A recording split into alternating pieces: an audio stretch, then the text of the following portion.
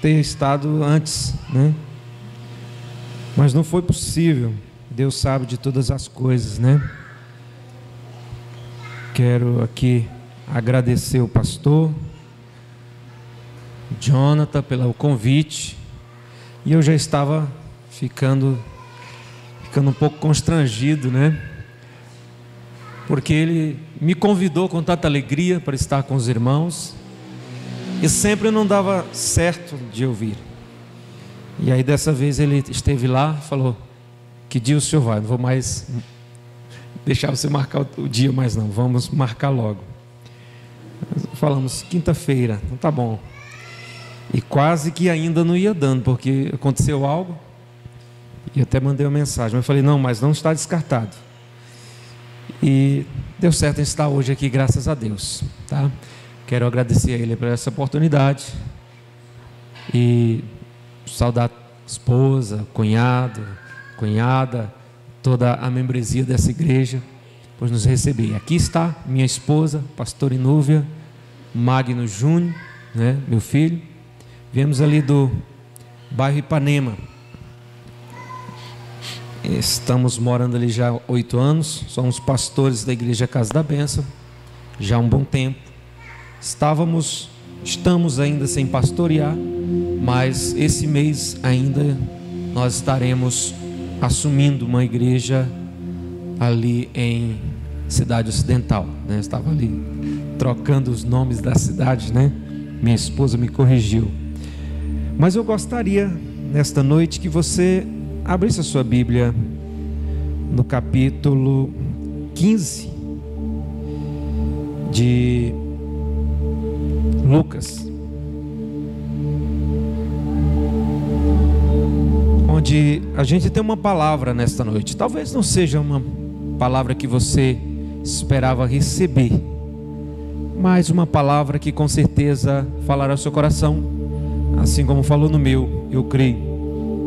Capítulo 15, versículo 11, é na seção dos achados e perdidos da Bíblia. 15 de Lucas, versículo 11. Então, meus irmãos, Deus, Ele trabalha de uma maneira que a gente não entende, né? E só que quando Ele opera, faz, aí a gente passa a entender o que Deus realmente está querendo de nós. Espero que nesta noite Ele possa assim fazer com você, mesmo que você não esteja entendendo, mas que Ele venha trabalhar na sua vida, que Ele venha mover o seu coração. Capítulo 15 de Lucas, versículo 11 em diante, diz assim: se você quiser permanecer como está, tudo bem, tá? E disse: um certo homem tinha 2 filhos, e o mais moço deles disse: Pai, dá-me a parte da fazenda que me pertence. E ele repartiu para eles a fazenda.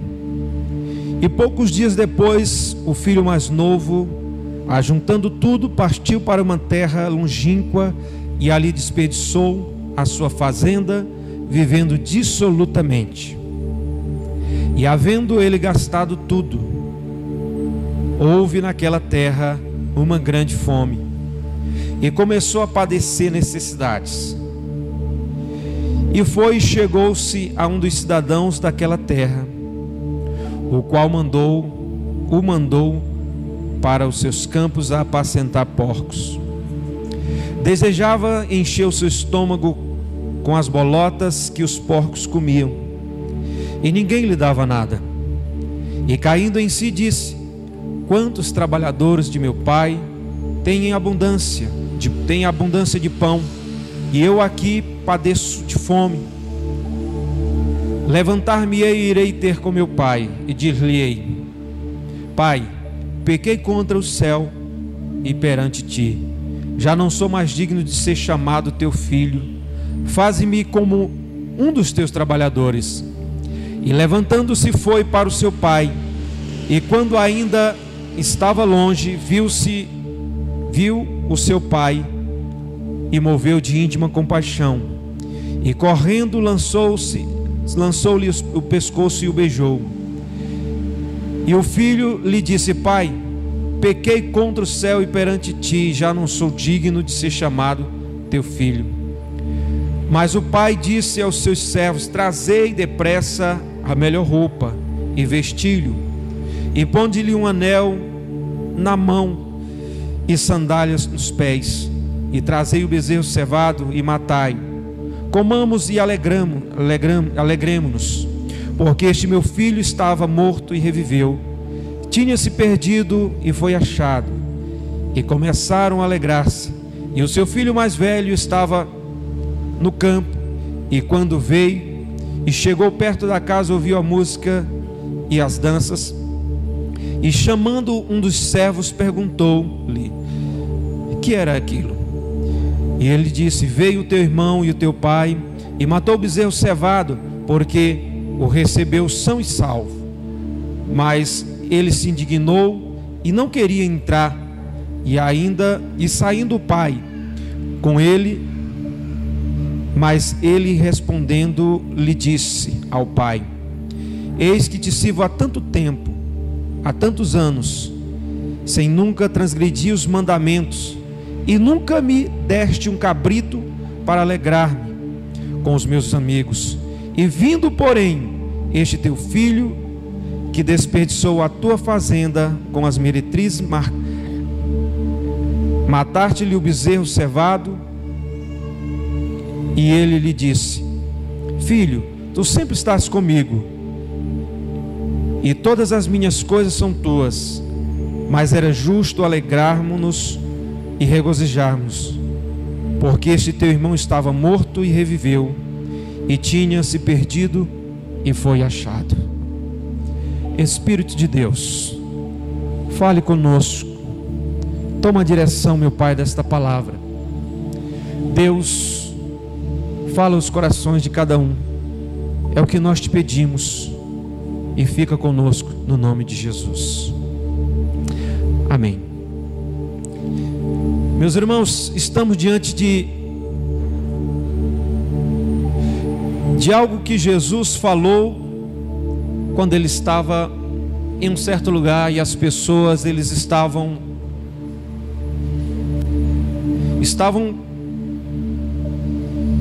murmurando, porque Jesus estava com umas pessoas que parecia que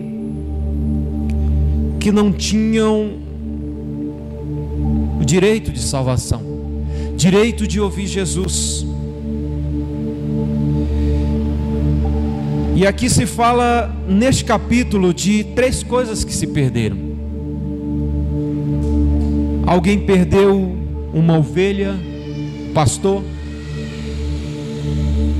Uma dona de casa que perdeu uma das suas moedas. E um pai que perdeu um filho. E em todos, o pastor, quando achou a sua ovelha, chamou todos para se alegrarem com ele. A dona das moedas também chamou para as amigas se alegrarem com ele. O pai mandou fazer uma festa para receber seu filho. Mas o único aqui que não se alegrou, ficou triste, foi o irmão mais velho. A gente às vezes tem a ideia que o filho pródigo foi o que saiu de casa, mas na realidade, o verdadeiro filho pródigo era aquele que ficou, porque ele agia assim também como os fariseus.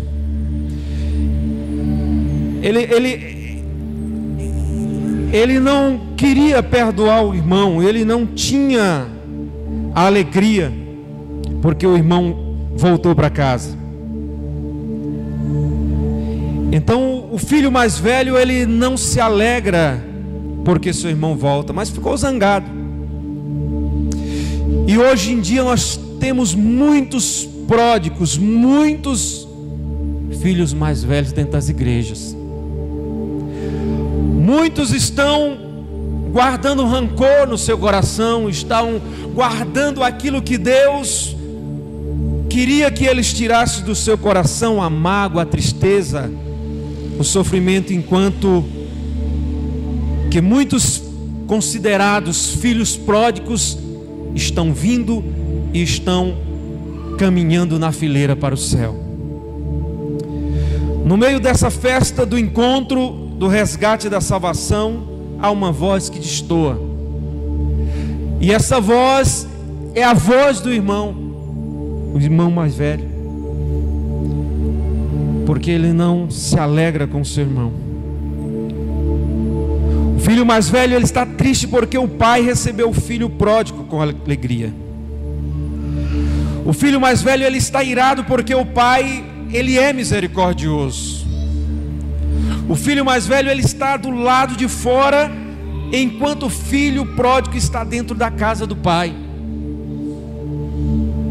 Tem muitos dentro da igreja que estão agindo assim, estão agindo dessa forma, estão tristes, não estão querendo entrar porque por algum motivo, mas Deus ele quer reconciliar todos, reconciliar com todos, porque aquele filho, é certo que ele gastou tudo o que recebeu do pai, viveu uma vida irresponsável, mas ele faz o plano ali. Quando está naquele lugar, ele diz: olha, eu vou voltar para a casa do meu pai. O meu pai é um pai amoroso, até os seus trabalhadores, eles estão vivendo melhor do que eu. Eu vou chegar ali e vou dizer: pai, eu pequei contra o Senhor, eu quero que o Senhor me receba pelo menos como um dos seus trabalhadores. E ele monta o seu discurso para falar para o pai, mas quando chega ali o pai, ele não quer nem ouvir ali o seu discurso, ele não quer ouvir nada disso. Ele diz: olha, traz a melhor roupa, o melhor calçado e põe nele, porque o pai ele tem amor pelo filho. O perigo de estar na casa do pai, dentro da igreja, e assim ainda está perdido. Tem muitos assim, estão dentro da casa do pai, mas corre o perigo ainda de se perder por coisas minúsculas, coisas pequenas.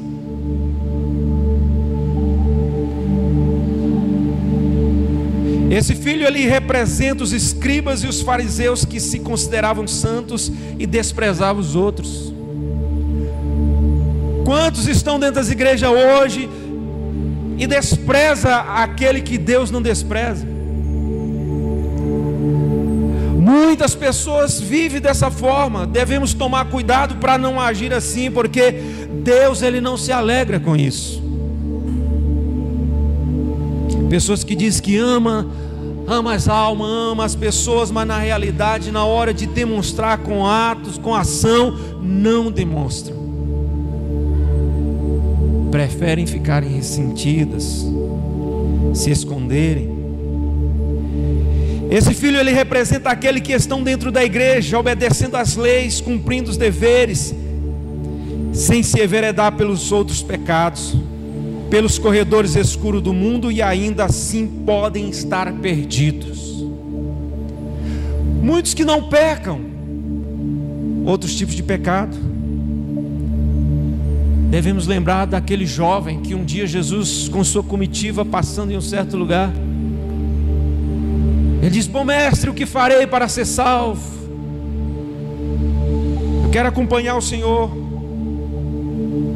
E Jesus já começa a falar algo para ele: olha, eu não sou bom não, bom é Deus.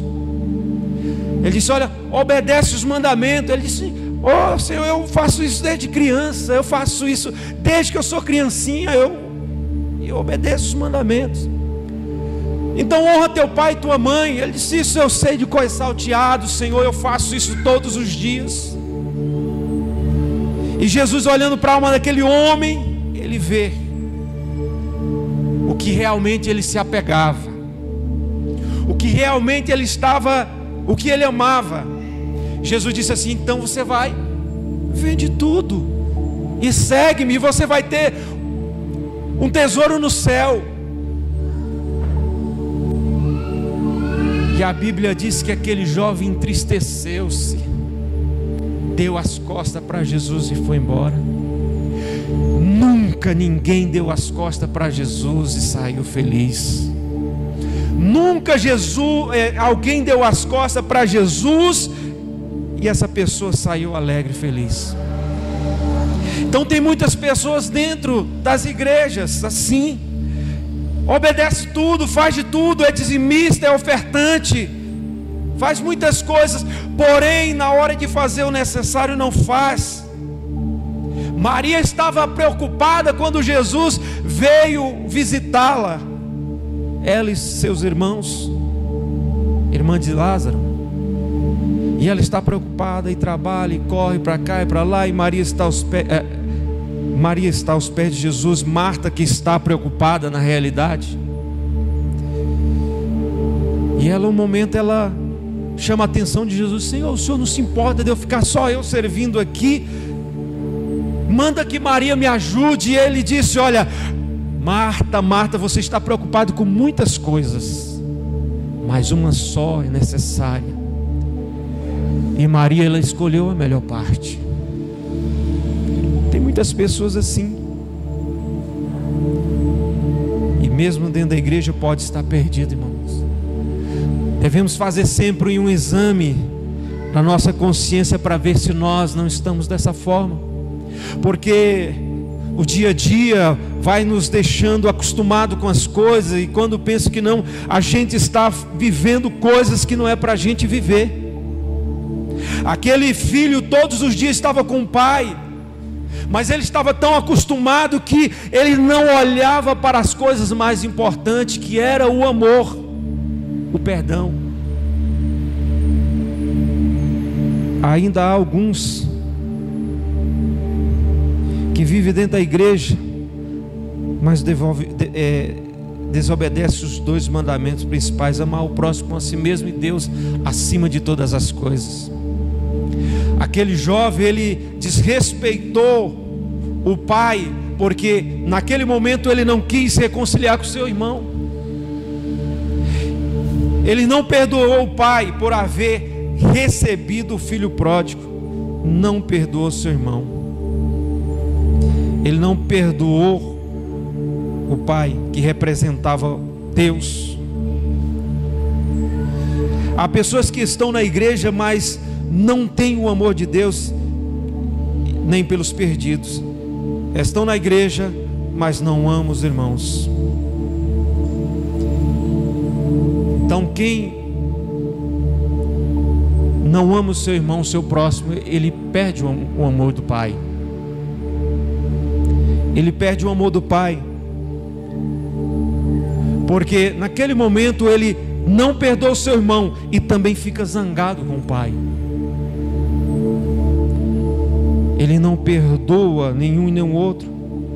Vive dentro da igreja, mas está confiando em sua própria justiça. Eu creio que aqui não tem pessoas assim, meu irmão, mas tem lugar que você vai por aí e as pessoas pensam que são salvos pela sua santidade, pelos seus atos, pelo que ele faz. Mas na realidade a salvação não é mérito meu e nem seu. É um mérito de Jesus, e ele conquistou na cruz pela sua morte.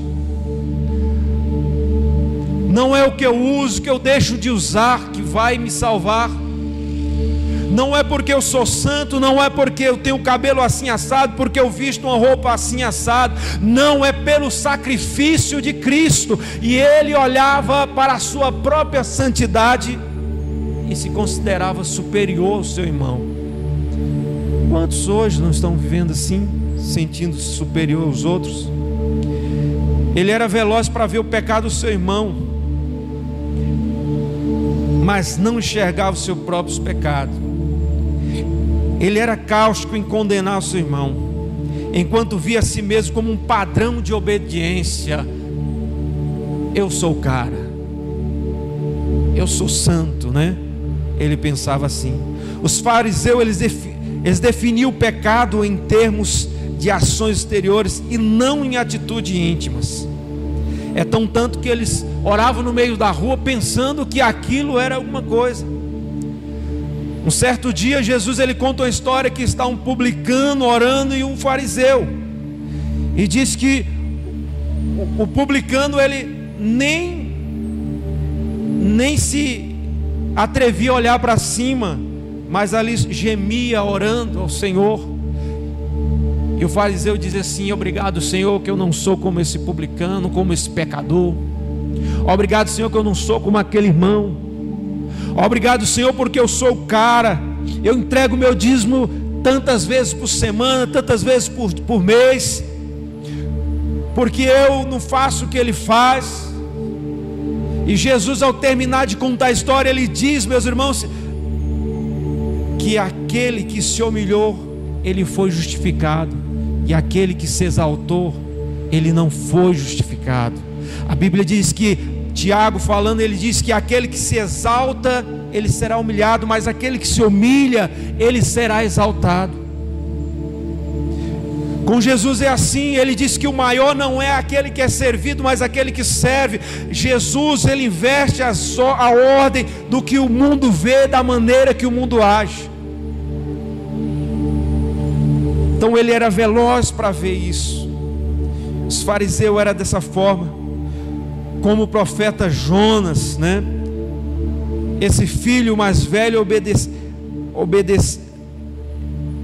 o pai, mas não de coração. Ele trabalhava com intensidade, mas não por amor.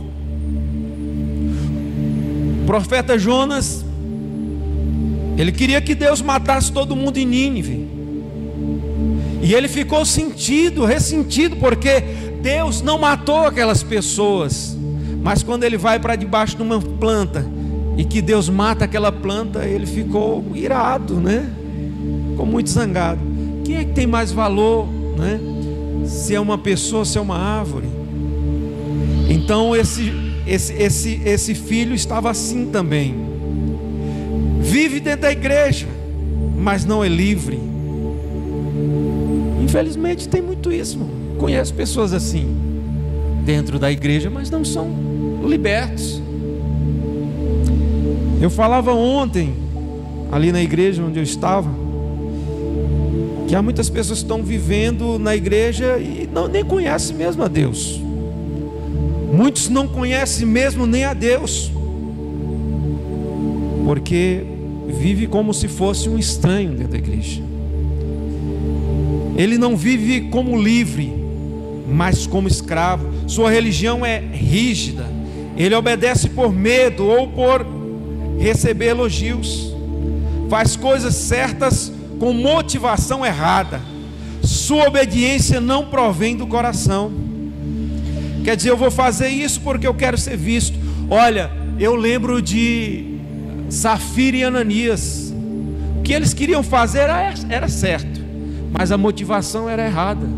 Eles morreram por isso, porque a sua motivação era ser aplaudido, era ser visto, e queriam enganar Deus e o profeta de Deus, o servo de Deus. Mas qual foi o fim? Foi a morte, porque a motivação era errada. Esse jovem, ele trabalhava, ele dava o sangue, mas era para receber elogios. Ele se esforçava, mas era pela a motivação errada. A sua obediência não era de coração. Ele anda como escravo no versículo 29. E o verbo para escravo aqui é dólio, que é servir como escravo. Ele nunca entendeu o que é ser filho, nunca usufruiu, nem se deleitou no amor do pai. Ele vivia com o pai, mas ele não usufruía do amor do pai. Eu lembro que Deus, ele visitava Adão sempre, e ele gostava dessa visita. E quando Adão ele peca, eu fico pensando, quando chegava aquele momento de Deus visitá-lo. E olha que Adão viveu 930 anos, viveu muito tempo. Com isso na sua mente, esse horário Deus vinha me visitar, ele não vem mais. E Deus tem saudade disso, de manter um relacionamento conosco. E esse filho tinha o pai perto dele, e ele não tinha esse relacionamento. Aquele outro podia ser pródigo, podia ser irresponsável, podia ser inconsequente, mas o que nos parece que ele usufruía disso, do amor do Pai, da presença do Pai. Ele, quem sabe, ele abraçava o Pai, ele beijava o Pai, ele brincava com o Pai, ele se lançava nos braços do Pai. E Deus, ele quer que nos lancemos nos seus braços. Deus é muito santo, eu não posso falar nem tu, né? Posso nem falar isso, aquilo, outro. Deus, ele sabe de tudo, irmão. E Deus, isso não vai atrapalhar o seu relacionamento com Deus. Deus, ele quer é que você se chegue para ele, se lance nos braços dele. E esse jovem não entendeu isso, e muitos hoje não têm entendido isso. Mas ele quer esse relacionamento conosco. Ser crente é para esse jovem era um fardo, uma obrigação pesada. Ele vive sufocado, gemendo como um escravo.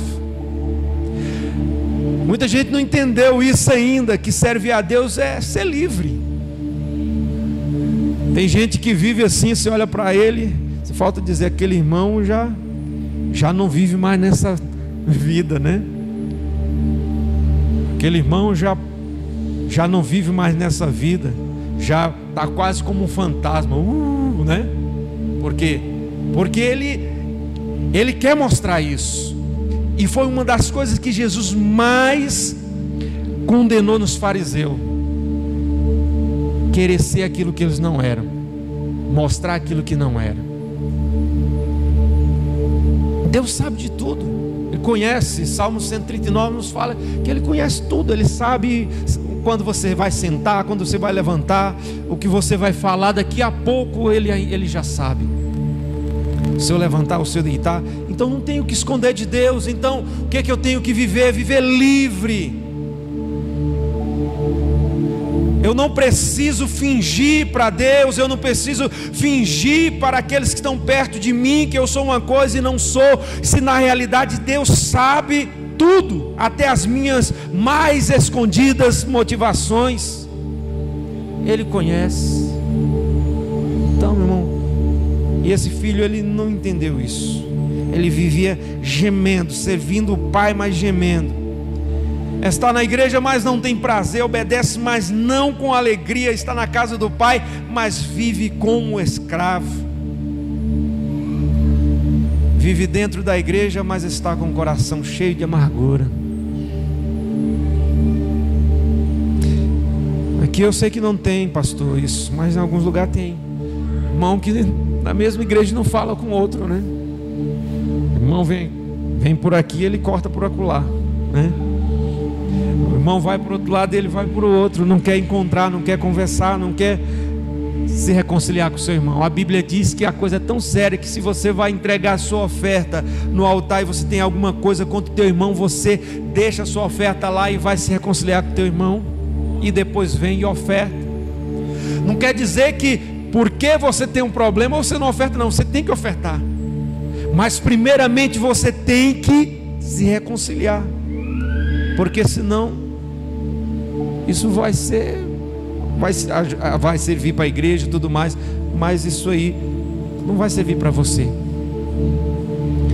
Então, complexo de santidade versus rejeita os marginalizados, versículo 29 e 30, e diz lá: mas respondendo ele, disse ao Pai: eis que eu te sirvo há tanto tempo e nunca transgredi os teus mandamentos, e tu nunca me deste um cabrito para alegrar-me com meus amigos. Vindo porém esse teu filho, que desperdiçou as tuas riquezas, a tua fazenda, mataste o bezerro cevado. Eu estou com o Senhor todo dia, o Senhor nunca me deu nada. E o pai vai e fala: meu filho, isso tudo é teu, isso tudo é seu. Ele estava escorado orgulhosamente em sua religiosidade, arrotando santarronice e discriminatória. Só ele presta, e o pai e o irmão estão debaixo das suas acusações mais veementes. Sua mágoa começa a vazar. Para ele, quem erra não tem chance de se recuperar. esse teu filho, esse aí estragou tudo que o senhor tinha. Ele queria o quê, irmão? Que esse pai jogasse o filho fora. Esse pai, ele representa Deus aqui. Deus vai lançar um filho. A Bíblia diz que o próprio Jesus diz assim: aqueles que vêm a mim de maneira nenhuma eu lanço fora. Ele está chamando: vinde a mim os que estão cansados, oprimidos, sobrecarregados, que eu vos aliviarei. Ele não está lançando fora. Meu irmão, quem tem filho já sabe o valor de um filho. Eu e minha esposa e o meu filho, nós perdemos um ente da nossa família esse ano. E a gente tem amor, muito amor, a gente está ali, mas você vai saber o quanto de amor mais ainda que você tinha quando você perde. Aquele pai, ele fala: olha, esse meu filho estava perdido, ele foi achado. Tem pessoas que estão tratando o que é mais importante para Deus que as pessoas dessa forma. Pecou, não tem mais chance. Graças a Deus que hoje não tem mais algo que existia nas igrejas antigamente. Talvez você não alcançou, mas existia uma tal de uma palavra exclusão. A pessoa pecava e ele era excluído da igreja. Esse não vai mais para o céu, vai para o inferno. Porque se está excluído, meu irmão, da presença de Deus, está excluído da igreja, vai para onde? Na visão dessa pessoa. Graças a Deus que os homens de Deus, eles abriram as mentes. Acabou com esse negócio de agora excluir. Não se exclui mais. Porque na realidade o sangue derramado não foi o meu, não foi o seu, não foi de ninguém, a não ser de Jesus. E a Bíblia diz no João 3,16 que ele morreu para que todos que cresce e recebesse não morresse, mas tivesse a vida eterna, não fosse condenado. Mas há pessoas que pensam assim. Ele sente-se injustiçado pelo pai. Ele acusa o pai de ser injusto com ele, só porque ele perdoou o irmão. Na religião dele não havia espaço para misericórdia, perdão e restauração. Ele se achava mais merecedor do que o outro. Sua religião estava fundamentada no mérito pessoal e não na graça. Então, se eu faço, é eu que mereço. Não tem amor na sua visão. É a religião da lei, do legalismo e não da graça, nem da fé que opera pelo amor. Não tinha isso com ele. Então ele não perdoa e nem restaura o relacionamento com o irmão. No versículo 30: vindo porém este teu filho que desperdiçou a tua fazenda com as meretrizes, mataste-lhe o bezerro cevado. Então ele não perdoa. Aí ele diz assim, ele se refere ao irmão: mas este teu filho, ele desumaniza o seu irmão. Por que os exércitos diz o inimigo? Porque eles desumanizam e tiram os sentimentos para poder matar. Ele estava também desumanizando o seu irmão. Esse teu filho aí, esse cara aí, esse traste, esse aí que não tem jeito. Quantas vezes as pessoas não falam isso? Isso aí é um maconheiro, nunca vai chegar em lugar nenhum. Irmão, eu vivi uma situação complicada na minha juventude. Eu fui envolvido com drogas. E chegou um momento que nem meus familiares, eles me queriam nas suas casas. Diz: não, você sai daqui, é perigoso você ficar aqui, porque vai sujar o nosso nome, você vai ser preso. E em certo momento, alguém disse: não, vai lá para a chácara, fica lá, trabalha lá, eu vou te pagar e tu fica lá, fica escondido. Só, meu irmão, que Deus, quem Ele escolhe, Ele não desiste dele. O amor de Deus é superior a tudo. E nessa chácara, no ano de 95, manda o pessoal da Casa da Bênção de Redenção Pará fazer um retiro de quê? Do dia 15, foi dia 12 de outubro, dia da criança.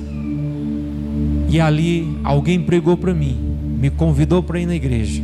Eu fui para a igreja e não saí mais. Estou até hoje, graças a Deus. Hoje, quando eu chego lá na cidade, meus parentes, cada um quer que eu vá para suas casas, porque Deus me restaurou. Se Deus olhasse para mim como eles olhavam, eu não tinha chegado a ter um nome, uma família, uma casa, um trabalho, ser obreiro, ser pastor hoje. Então, muitas pessoas pensam assim: isso é um maconheiro, isso é um bêbado, não tem solução. Isso é um prostituto, isso é um ladrão. Na cruz, mesmo na cruz, Jesus, ele não lançou fora o ladrão. O que Jesus quer? Apenas que as pessoas se arrependam e deixem o seu mau caminho e continue com ele. Porque naquele diz: hoje mesmo estará comigo lá. Então ele diz: teu filho. A Bíblia diz que quem não ama o seu irmão, ele está em trevas, né? João diz assim. Ele desconhece o amor, ele vive mergulhado no ressentimento. Ele vê o seu irmão como um rival, como seu inimigo. Mas o pai dele corrige ele, dizendo assim: esse teu irmão estava morto, mas agora ele está vivo. O ódio que ele sente pelo irmão não é menos grave que o pecado de dissolução que o pródigo cometeu fora da igreja. A Bíblia, ela fala sobre 3 pecados na área da imoralidade e usa 9 na área de mágoa, ressentimento e ira. Falta de amor é um pecado tão grave como o pecado da vida imoral e dissoluta. Ele estava no mesmo patamar. Por isso que Jesus diz: olha, não julgueis para não ser julgado. Porque com a medida que nós julgamos, nós podemos ser julgados também. E ele estava julgando seu irmão. O ressentimento o isolou do pai. Quando uma pessoa guarda ressentimento no coração pelo irmão que falhou, perde também a comunhão com o pai. Por isso que João disse: olha, aquele que não ama o seu irmão, ele continua ainda em trevas, e ele perdeu o amor do pai. Então a gente tem que ter muito cuidado de não guardar nada contra os nossos irmãos, porque senão nós vamos também perder o amor do pai. Nós podemos enveredar por um caminho de trevas. Ele disse para o pai: esse teu filho, mas ele diz assim, corrige ele: esse teu irmão, versículo 30 e 31. O 31 diz assim: e ele lhe disse: filho, tu sempre estás comigo, todas as minhas coisas são tuas. Mas ele não entende isso.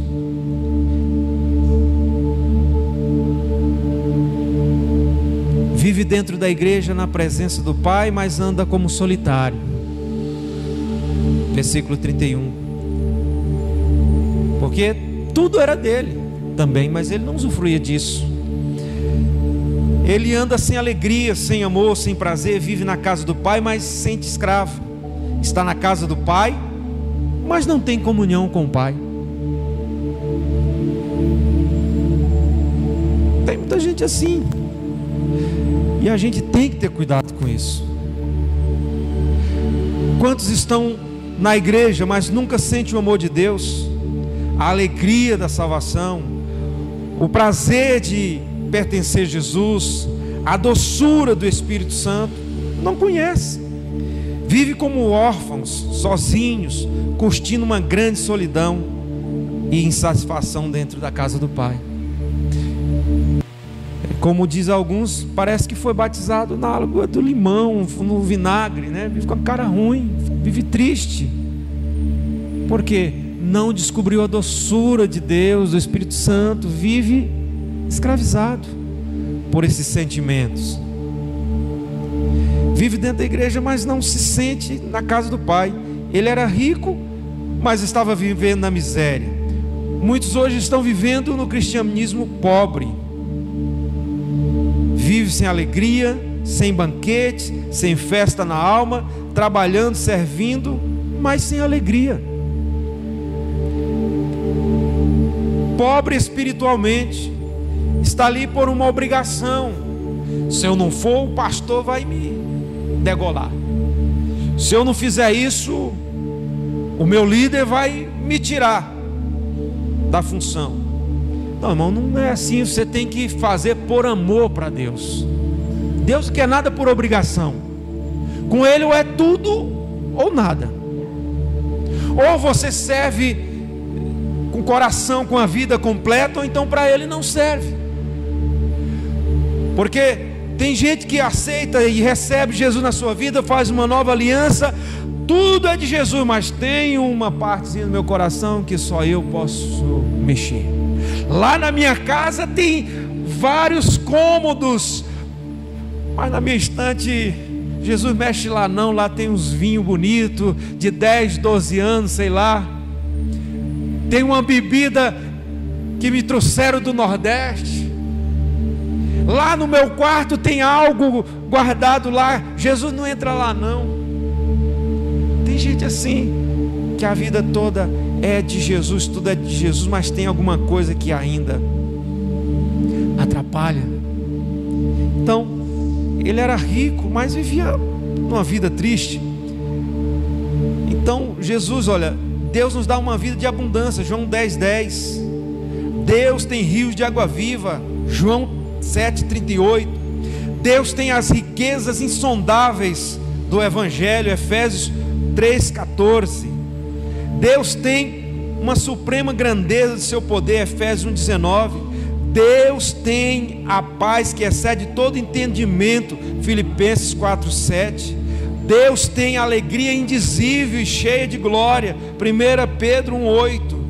Deus tem vida de delícias para a sua alma. Não vive envenenado, não viva amargo, viva na doçura de Deus. Esse filho, ele não tem nenhum proveito na herança do pai. Ele nunca fez uma festa, nunca celebrou com seus amigos, nem sequer um cabrito ele comeu. Ele nunca saboreou a riqueza do pai. Tem gente assim, né? Ele não tem comunhão com o pai. É como Absalão, está em Jerusalém, mas não pode ver a face do rei. Está em Jerusalém, mas não pode ver. Absalão assim estava, não podia ver a face do rei. Então nós temos que estar em Jerusalém, temos que estar na igreja, mas temos que ver a face do nosso Senhor. Mesmo que nós não possamos ou não podemos ver, mas que nós possamos sentir Ele perto de nós, ter Ele em nós, ter na nossa vida. Ele está na igreja por obrigação, ele não toma posse do que é seu. Eu lembro de uma história contada, e talvez você já ouviu essa história, que fala de um cidadão que foi para um cruzeiro, e ele leva ali algo para comer, e está ali todos os dias, e vê todo mundo comendo, das delícias, dos pratos que ali, daquela comida, e ele não comia.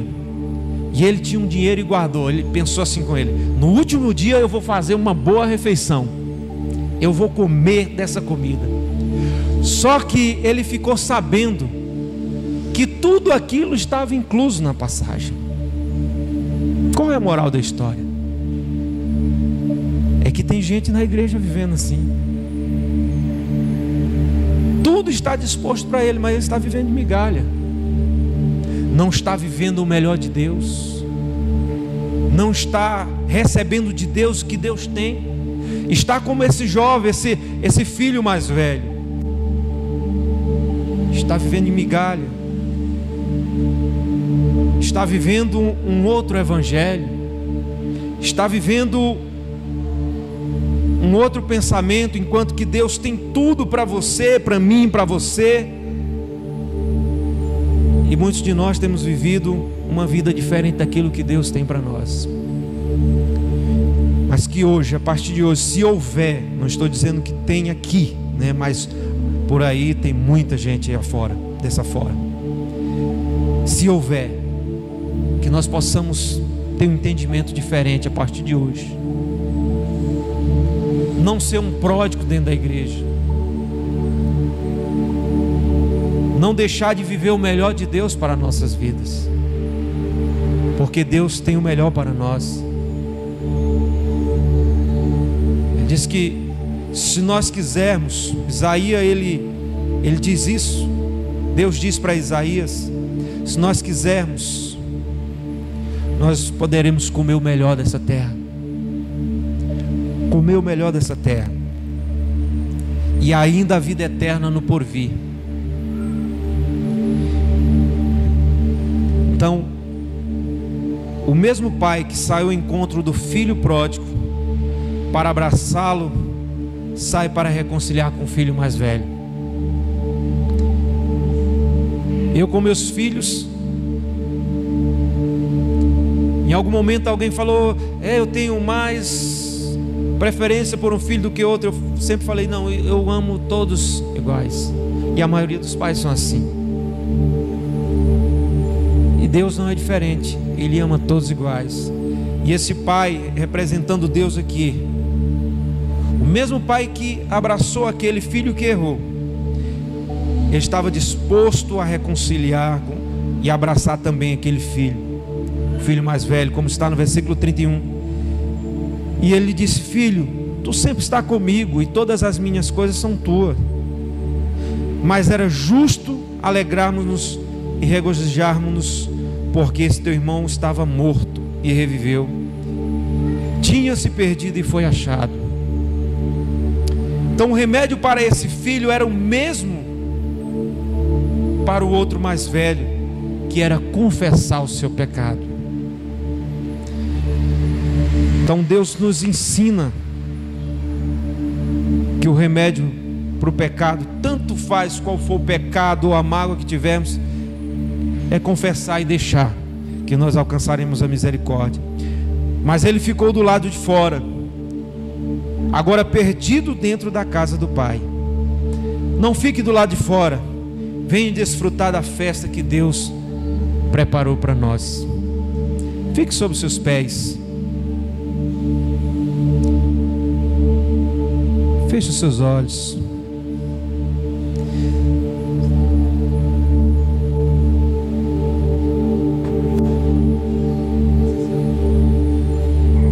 Feche seus olhos.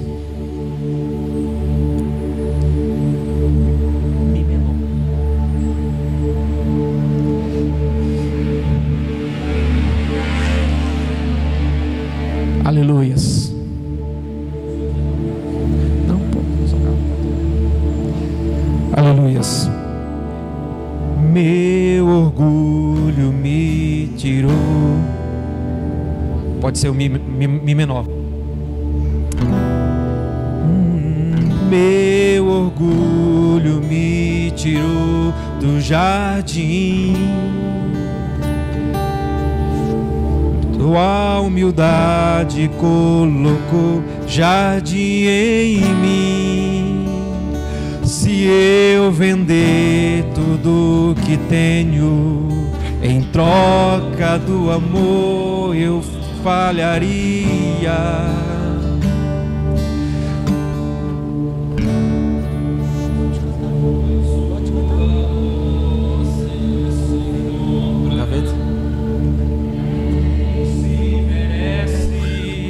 O amor se ganha, de graça o recebe. Eu quero conhecer Jesus.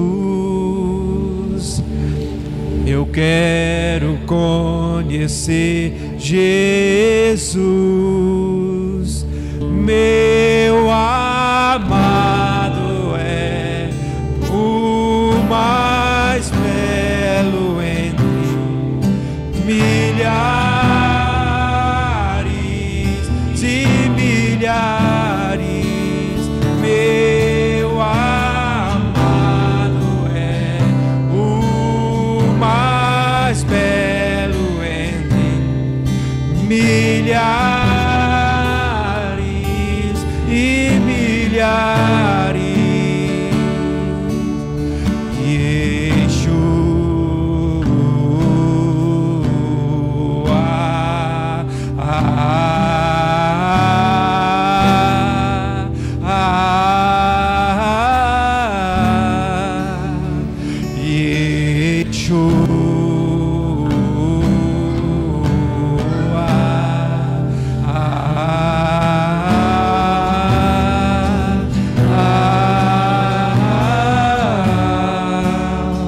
Vai falando com Deus aí, meu irmão, nesta noite. Está presente. Eu não sei se você brigou com o seu irmão, se você tem algum ressentimento que precisa ser curado nesta noite. Diante desta palavra, Jesus ele trata com aqueles fariseus que havia outra hora censurado, falado que ele estava comendo com pecadores. Ele dá o exemplo das 90 e das 100 ovelhas, e ele diz que o pastor vai atrás de uma só, e traz e diz: alegre comigo, meus amigos, porque eu encontrei minha ovelha. Aquela mulher tinha perdido a sua dracma, e naquele momento que ela encontra, ela diz: minhas amigas, alegre-se comigo, porque eu encontrei a minha moeda. E aquele pai diz: olha, é justo que nos alegrássemos, porque esse meu filho estava perdido e foi achado. E agora nessa noite ele está dizendo: é necessário que eu encontre também aqueles que estão perdidos, aqueles que estão morrendo, aqueles que estão perdendo o caminho. E nesta noite ele quer restaurar. Ele não tem a visão daquele irmão mais velho, ele tem a visão de restauração, de cura. Ele tem a visão de amor. E nesta noite, o teu orgulho ele tem que morrer, o meu orgulho tem que morrer, e nós temos que deixar Deus agir na nossa vida. Aleluia. Oh Jesus, vem nesta noite curar corações. Vem tirar, meu Pai amado, todo ressentimento do coração de alguém que tenha aqui nesta noite dessa forma. Meu Deus, se porventura houver, então nesta noite, age, Senhor. Vem tirar, meu Pai amado, toda tristeza, toda dor, raiz de amargura. Meu Deus, e vem agir na alma desta pessoa. Meu Deus, e vem trazer a cura nesta noite, em nome de Jesus, meu Pai. Assim como aquele pai que abraçou aquele filho, abraça esse teu servo. Vem nos abraçar nesta noite, Senhor, e tirar toda dor, amargura, tristeza. Essa pessoa que não aguentava mais olhar para aquela outra, que ela nesta noite, Pai, venha liberar o perdão, que ela venha liberar, Senhor amado, o perdão nesta noite. E venha, Senhor, dizer, meu Pai amado, que não há mais dor, que ele lembra do mal, mas não tem mais dor. Oh Jesus, nós clamamos o Senhor nesta noite. Move e abençoa, Pai.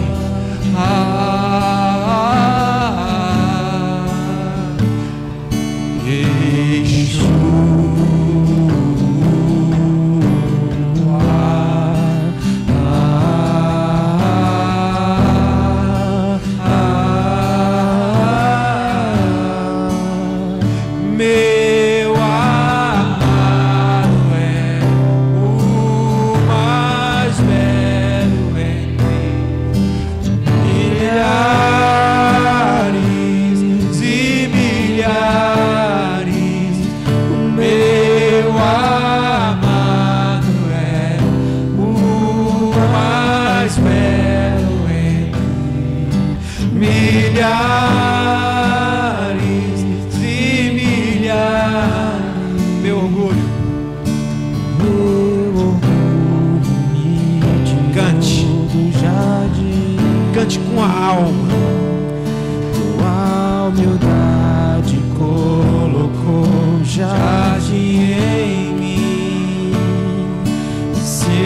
vender tudo que tenho, em troca do amor eu faria.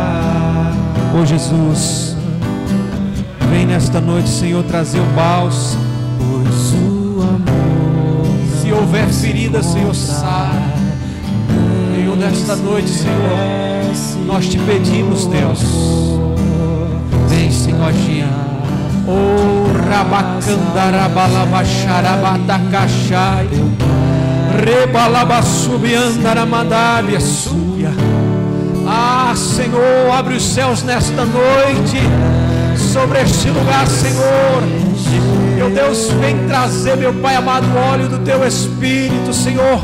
Vem trazer o bálsamo de Gileade. Vem curar, meu Pai, o coração, o espírito desta pessoa, ou seja, a alma.